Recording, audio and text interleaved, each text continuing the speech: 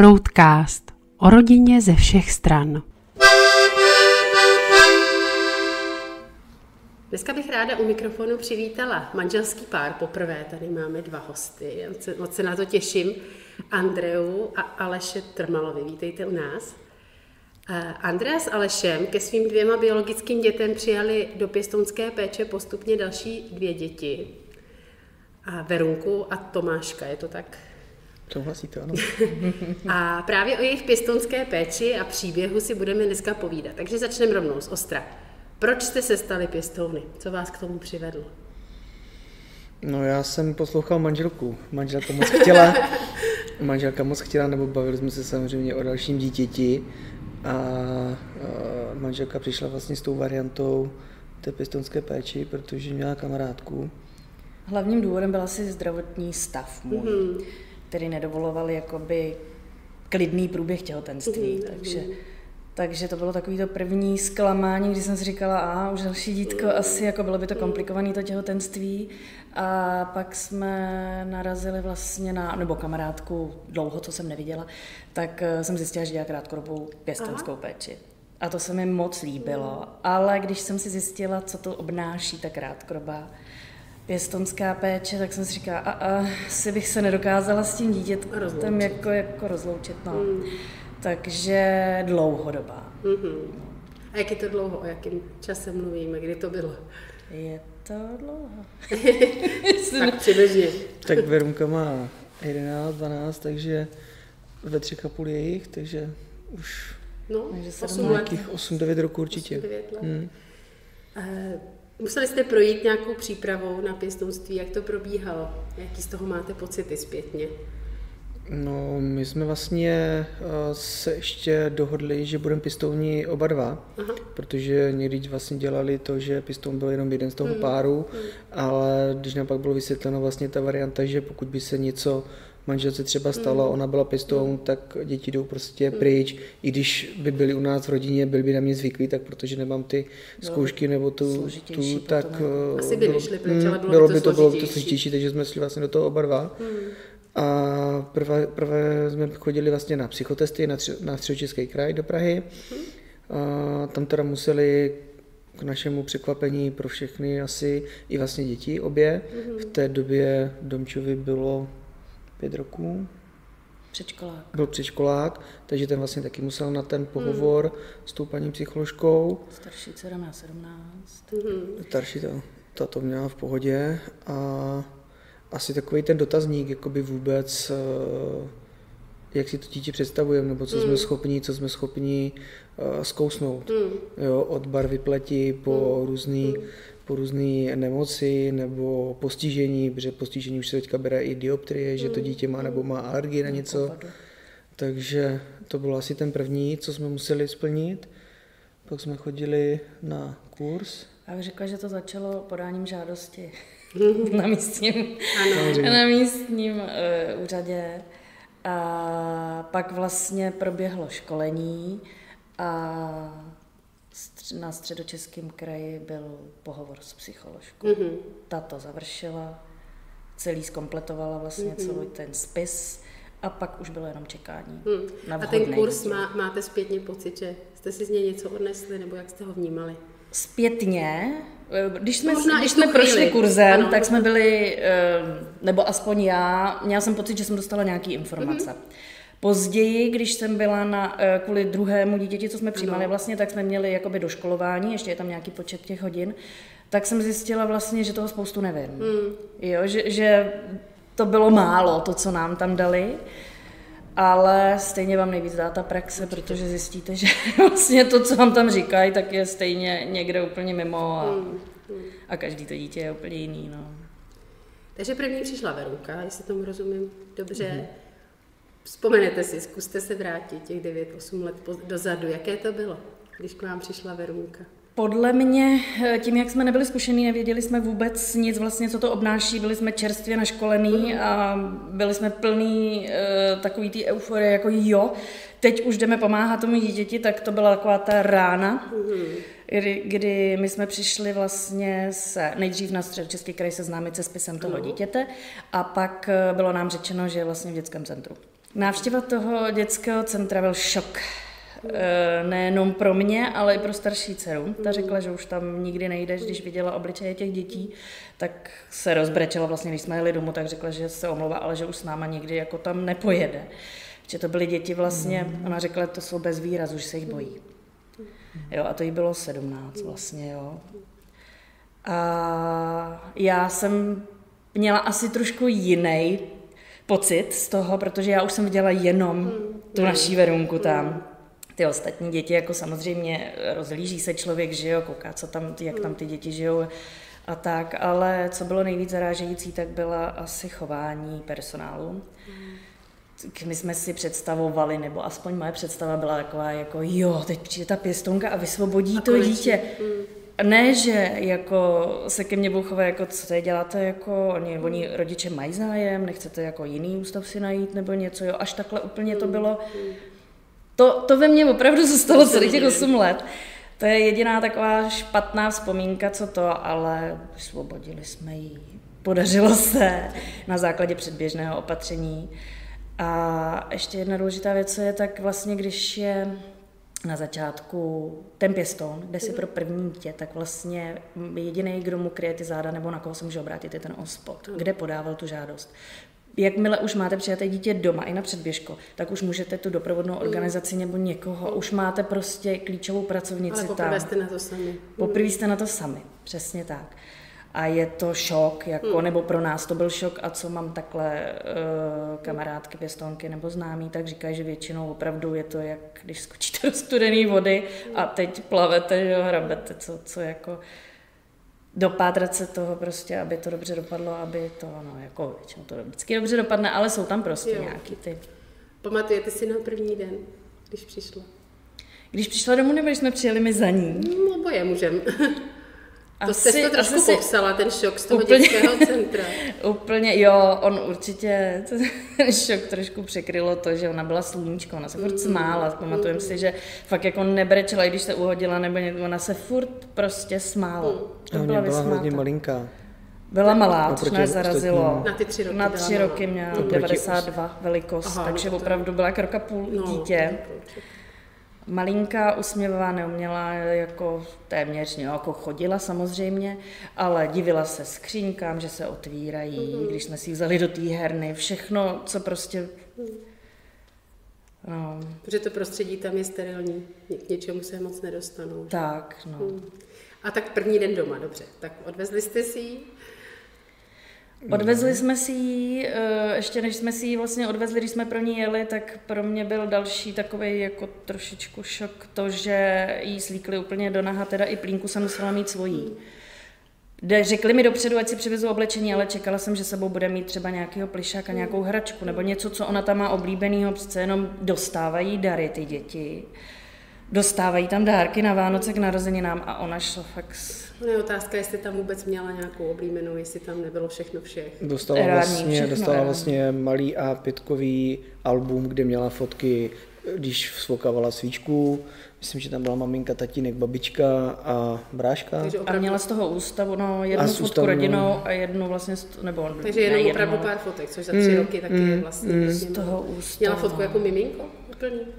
Tu jsme vypátrali u rodičů pak. Protože ona se snad rodičům, co jsme zjišťovali... Ona se odebírala v 13 měsících z rodiny, zároveň se svým bráškou, který mu bylo 11. Tak asi se ještě k té původní rodině dostaneme potom. Co vaše děti, když jste přivedli takovýho prcka? Já si myslím, že Kristýně tím, jak už byla jakoby skoro dospělá nebo velká, tak tuto nějak úplně asi neohrozilo. Spíš vlastně v té době Domča chtěl ze začátku zůstávat doma, protože asi zřejmě měl strach, jestli mu něco neuteče, prostě co se bude dít a tak dále, takže vlastně nechtěl do školky a tak, což nás na to i upozorňovali, že se může stát, že klidně měsíc, 2 bude chtít být prostě doma s ní. Ale tak nějak... My jsme si 3 měsíce odbyli, že byl doma a pak začal znova naskočil do předškoláku. No to 6 nedělí není od věci ani u těch dětí určitě. Takže to asi nakonec dopadlo dobře, si myslím, že teď už jak jsou puberťáci, tak Tak mají hezký vztah. Teď už si to dávají zabrat. Ano, Já bych pořádně. řekla, že mají hezký vztah, že to není... Jsou rozenický, jako, což je i to, co jste říkal, že si občas dávají zabrat k tomu patří. Dokonce my jsme se vlastně, bylo to strašně moc změněn najednou, protože my jsme během půl roku přijali vlastně Verču, začali stavět dům a přestěhovali jsme se do Roka, jo? Takže on vlastně tam dochodil předškoláky a hned šel do první třídy v jiném městě s jinýma kamarádama a tak. A se ségrou doma. A se ségrou doma, ta šla potom později taky do školky vlastně, asi v 5 až šla. Ale bylo krásný, že na té nové škole, jak ona chodila do školky vlastně, což bylo v jedné budově, tak jsem slýchala od učitelek, jak on se o ní stará. Jo, že jí pomáhá, když něco nemohla najít, že jí chránil i vysvětloval, že to je jeho ségra, tak to bylo takový pěkný, no. A jste od začátku chtěli 4? Chtěli jste ještě to 4. Měli jste to neměli tak jako nebo to tak přišlo postupně? Jsme neměli daný si 3 nebo 4, ale my oba dva jsme, já jsem ze 3 nebo ze 3,5, nebo vlastně takže 4. Manželka jsou taky ze 3, takže jako ten větší počet dětí je tak nějak automaticky. Můj bratr má 4 kluky, takže je to takže jsme... Pak už je to asi jedno, jestli jsou 3 nebo 4, si myslím. Ne, u mě spíš to, jak jsem viděla, že Verunka u nás rozkvetla. Že se začala strašně rychle jako všechno učit. Byla zvídavá, byla fakt jako houba sající. Všechny ty informace chtěla zpracovat, všechno hned chtěla vidět. A když jsem slýchala i to, jak jsem s ní byla, tak jsem to ani tak moc pozorovala, ale ne tolik jako asi to okolí, který viděli ty babičky a říkají, jak se strašně mění a ve mně to prostě ještě mám sílu na další, ještě jedno dítko, jsme mohli. Takže proto pak nastalo to, že jsme žádali vlastně po roce a něco,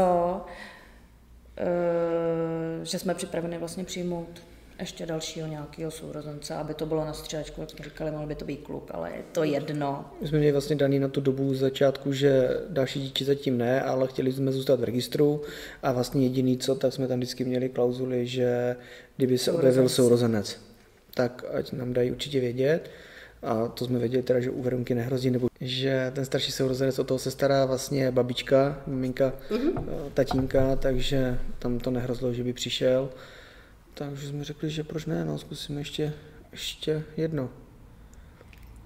Takže po jak dlouhé době? Po roce a půl jste dali žádost? Po roce a půl jsme absolvovali vlastně nějaký doškolící program a pak vlastně znova psycholožka, která přišla i domů, jestli jsou všechny děti připravený, vlastně i ta Verunka, jestli je s tím smířená, že přijde, jak se na to tváří, jestli jí to nebude vadit, jo, že se musí ptát. Jestli je na to zázemí, na to další dítě jako, a tak. No. A usoudili, že ano, předpokládám? Usoudili, že ano. A ani ne do 2 měsíců nějak od toho, co u nás byla vlastně krajská psycholožka někdy v listopadu. A pak nějak kolem Vánoc nám vlastně volala, že v krátkodobé pěstounské péči je chlapeček, který čeká. No. Takže tentokrát už to bylo z pěstounské péče? Už to bylo menší miminko, už to byl půlroční chlapeček, s kterým jsme se začali seznamovat. A trvalo vlastně 3 měsíce, než jsme se navazovali, než proběhl ten soud a my jsme ho mohli převzít. Vnímali jste ten rozdíl toho přebírání z ústavu a z přechodky? Je to velký rozdíl. Jo, vnímali jste to? Nejenom tím chováním toho dítěte vlastně, ale i to navazování. Jo, tam hned první den byla vděčná Verunka, že někdo přišel, druhý den už nás vítala jako a byla ráda, že jí něco neseme. Hlavně to bylo o tom, co jsme přinesli, takže to bylo do té tašky a tak.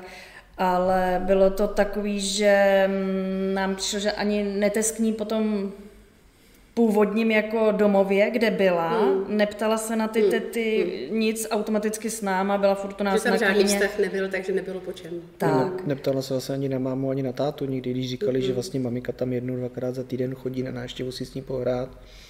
Nějak to... No ona byla naopak teda při první návštěvě s rodičima, o kterých pak budeme mluvit, je odmítala. Určitě v ní něco muselo zůstávat, určitě si ty děti pamatujou. Takže... A vy jste začala mluvit o tom, že u Tomáška to bylo trošku jinak v tom vztahu, že bylo těžší.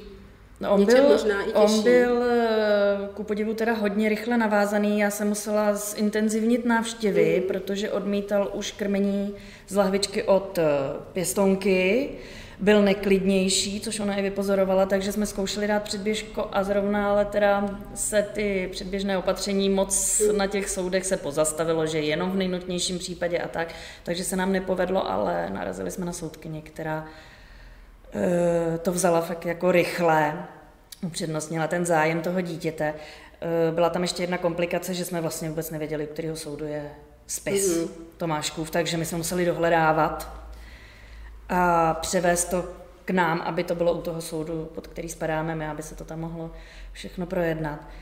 A on byl hned vlastně, jakmile přišel, tak byl taky, byl hned navázaný. Ale jakmile se objevila pěstounka po týdnu, co přijela na návštěvu, tak bylo vidět, že jako reaguje. Vy jste zmiňoval bratra vašeho a na to jsem se chtěla taky zeptat, jak na to reagovala širší rodina, na vaše přijaté děti. Co tomu říkali? Babičky, dědečkové, tety, strejdové? Hned, jak jsme přišli s tím nápadem, tak si myslím, že je úplně v pohodě. Já si myslím, že spíš jakoby ty rodiče naše spíš se pak jako ptali, jako, jak se mají úplně chovat. Jakože začátku třeba byli nervózní nebo nevěděli, jak ji vzít, nebo aspoň teda z mojí rodiče si myslím. Ale sedlo si to jako... Myslím si, že jim je to jedno, jestli ten nebo ten. Jo. A jsme strašně rádi, ale že to takhle je, protože si nedovedu představit bez té pomoci. Jako bylo by to fakt složitější nemít tu babičku, ať babičku vlastně u nás, co bydlí, tak druhou, která dojíždí, kdykoliv potřebujeme pohlídat nebo pomoct, tak je k dispozici. Takže tak je to ulehčení. To věřím, to je dobře. Někdy si děti do pěstounské péče nesou nějaké specifika, nějaké zdravotní problémy a podobně. Měli něco takového Verunka s Tomášem? Tak naškolený samozřejmě jsme byli hned od začátku, ale co se později objeví, na to není připravený asi nikdo. Jo? U každého toho dítěte je to hlavně jiný. A u Verči třeba až teď máme diagnostikovanou lehkomentální retardaci. Od začátku to jste vůbec nevěděli, to vám neříkali. Hráli jsme, nebo ve hře byla taková ta opožděnost vlastně, tím, že byla v tom ústavu ty první 2,5 roku, vlastně ty důležitý roky, tak furt se to přiklánilo jakoby k tomu, že to dožene, kdy teda nedohnala, teď je v 5. třídě a je na úrovni vlastně 2., 3. třídy. Takže k dalším vyšetřením, co jsme chodili na neurologii, nefrologii, alergologii a tak, co jsme dostali soupis vlastně všech už v tom dětském centru, co musela navštěvovat, tak přibyla ještě psychologie, ale jinak je to veselá holčička i s tím svým. Hlavně všechny ty vitamíny, nebo to, co měla ty kontroly napsané z toho dětského domova, tak do půl roku to bylo vyřešené. Nemuselo se nikam chodit, nic, jestli to bylo prostě předepsané, že celý ten dětský domov jde dneska na kardio, dneska jdou všichni tam. Tak nám, nebo aspoň tak mi to připadalo. Takže vlastně něco mohlo odeznít tou psychikou. Ono, hodně toho si myslím, že odeznělo tím, že se uklidnila psychicky. Tak. Hodně toho hlavně bylo, že ty děti, když jsou tam pohromadě, je tam víc těch dětí, tak jsou tam nějaký přenašeče, že jo? Takže ona vlastně trpěla na močové cesty, proto chodila na tu nefrologii, na té jsme byli 2krát a poslali nás, že už nemusíme, že všechno v pořádku. Tam přidávají. Alergologie vymizely veškerý jako alergie, co se jí objevovaly a tak. Takže tu taky nechodíme, ale přibyla vlastně ta psychologie a neurologie. No. A máme do toho ještě endokrinologii, protože vlastně se řešilo to, že je furt malinká, tak se nám podařilo dostat k doktorům tatínka s maminkou a vlastně přišli na to, že má problém s růstovým hormonem, takže vlastně každý den jí pícháme do nohy růstový hormon. No. Jak to zvládá ona a jak to zvládáte vy? Ona úplně v pohodě. Když to řeknu blbě, má blbý keci občas, že tam ne, tak to. Je no, přesně tak. Ale asi jsme si na to zvykli, na to i ona. I na to, že musí chodit občas na tu krev a tak, když jdem domů to na kontrolu. Ona se těší na odměnu. Jo. Za statečnost. Ano. Chodí do klasické školy? Chodí do klasické školy, tím, že jsme na té menší obci, tak to docela jde. Teď nás právě čeká přestup do 6. třídy. Ano, na druhý stupeň. Mělo by to být do většího města, kde právě s tou diagnózou jako se obáváme, že to bez asistence nezvládne. Už tak měla teď asistentku ve třídě, takže si pohráváme s myšlenkou speciální školy nebo praktické. Teď vyřizujeme teď vlastně, jste přesně v době rozhodování. kde ji vezmou, kde v tom okolí, kam až budeme dojíždět, ale hlavně, aby to sedělo jí a aby fakt to tam nějak trošku rozvíjelo. Vy jste už zmiňoval biologickou rodinu, už jsme na ní narazili tady několikrát, tak pojďme k tomuhle tématu. Jak to vaše děti mají? Často děti v pěstounské péči jsou v kontaktu s původní rodinou. Jak to má Verunka s Tomáškem? Verunka má oba rodiče, má vlastně i staršího brášku, který už je teďka vlastně dospělý, už dodělal střední školu, má i babičku z tatínkové strany, my máme nějaký asistovaný kontakty, jednou v místě jejich bydliště, jednou někdy v okolí u nás. Jak často? Je to Bylo to jednou za měsíc a teď to máme čtvrtletně.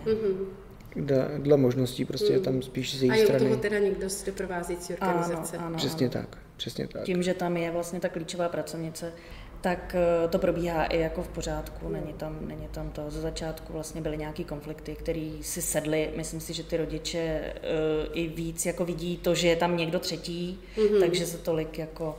A zároveň někdo neutrální. Neutrální a tak, ano. Ze začátku bylo strašně těžký jim vysvětlit vlastně, co to ta pěstounská péče je, že jsme jim Verunku vlastně nevzali, neukradli, že furt je jich, že se o ní jenom staráme a že kdykoliv jako se domluvíme, můžou jí vidět. Verunka vám asi říká mami, tati, že jo? To taky je těžký někdy pro ty původní rodiče tohle slyšet. A Tomášek? Jak to má? A Tomáškova maminka ze začátku byla hodně horlivá, chtěla ho vidět, volala všude možně, takže ospod volal pak nám, kdy se sejdeme na první schůzku, nedorazila, pak se neozvala. Pak jsme zjistili, pak psala vlastně mě, nevím, kde na mě vzala kontakt, ale přímo mě napsala, že je znova těhotná, že jí vlastně odebrali poslední dítko, co u ní bylo. Chtěla po mně asi nějakou pomoc, takže jsem jí přehoupla na moji sociální pracovnici, která jí zase k té její sociální pracovnici dopomohla nějak. A setkání se neuskutečnilo, neviděli jsme ji ještě za celý ty 5 let, ani Tomášek. A ona vlastně ani už teď mě nekontaktovala a když si tak uvědomím, ona mi naposled, co jsem měla zprávu, tak měla v prosinci rodit. Další. On má vlastně, Tomášek má ještě 2 starší sourozence, ty jsou někde v adopci. Jeden je v adopci a 2 jsou v pěstonce. Tomášek je jediný kluk. Nevíme, co se narodilo teď, ale má sestřičky. No. A tatínka vlastně neznáme, nevíme, není v rodném městě uvedený, ale předpokládám, že to bude ten samý, co u těch ostatních.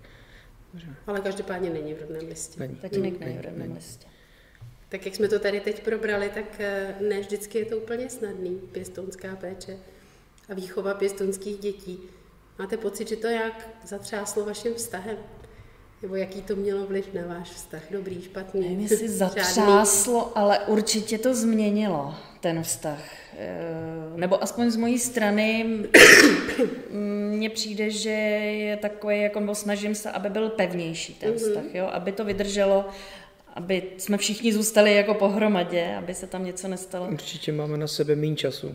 Jo, obětuje se vlastně dětem všemu, co i kolem toho patří, a to jsou to kroužky, cokoliv, vystřídat se u dětí, nebo tak, když potřebuje něco zařídit jeden nebo druhej.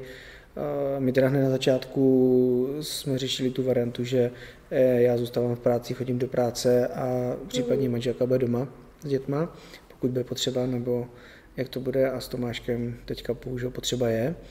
Ten je v současné době na tom tak, že nemůže nikam chodit nebo nezvládá to.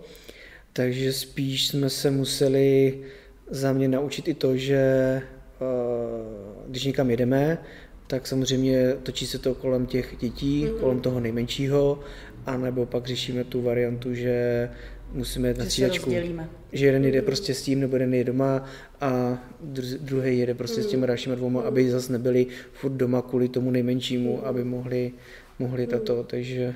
My jsme nezmínili, že vlastně u Tomáška se objevila, ač byl teda vymazlený od krátkodobé pěstounky, tak maminka v těhotenství brala návykové látky a alkohol užívala. A trpěla hlady.